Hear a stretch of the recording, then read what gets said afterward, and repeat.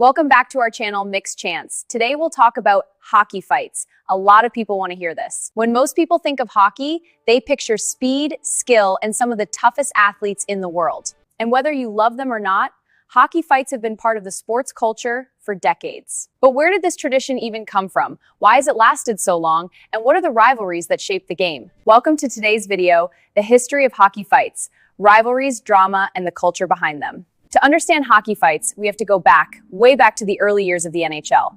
Hockey was fast, chaotic. In small arenas where emotions ran high, fighting became a way for players to defend teammates and respond to rough hits, change momentum, and honestly, pump up the crowd. Over time, it became something hockey fans expected. Not encouraged, but accepted. From ninth had what many call the enforcer era. These were players who take on the tough job of protecting their team stars.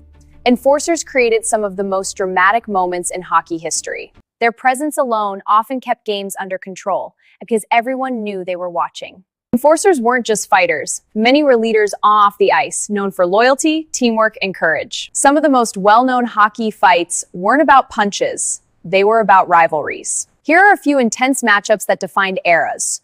Detroit Red Wings versus Colorado Avalanche. Their games in the late 90s were some of the most heated matchups in NHL history. The rivalry was fueled by playoff battles, physical play, and high stakes. Number 2 is Boston Bruins versus Montreal Canadiens. This rivalry goes back over a century. The teams clashed often, and emotions ran high every time they met. Number 2 is Philadelphia Flyers Broad Street Bullies. The 1970s Flyers were known for tough, fearless hockey. Their style changed the league and forced other teams to adapt. These rivalries brought passion, not just conflict, and created some of the sport's most unforgettable moments. As the game evolved, so did awareness around safety.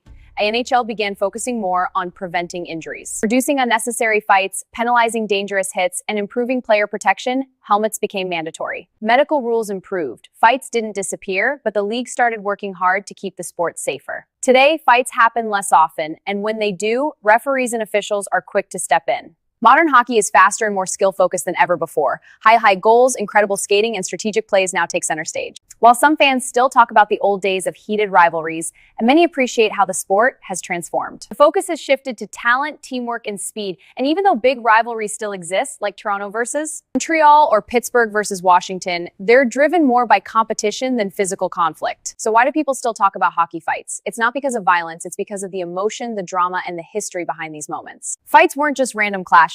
They came from high-stakes games, long-standing rivalries, players defending teammates. The intense playoff pressure is immense. Fans remember them because they represented passion, loyalty, and a leave-it-all-on-the-ice mentality. Hockey fights may be less common now, but their impact on the sport's culture is undeniable. They're part of the NHL's history and a symbol of how far the game has come. If you want more deep dives into hockey history, rivalries, and legendary players, hit that like button, subscribe, and let us know what topic you want next.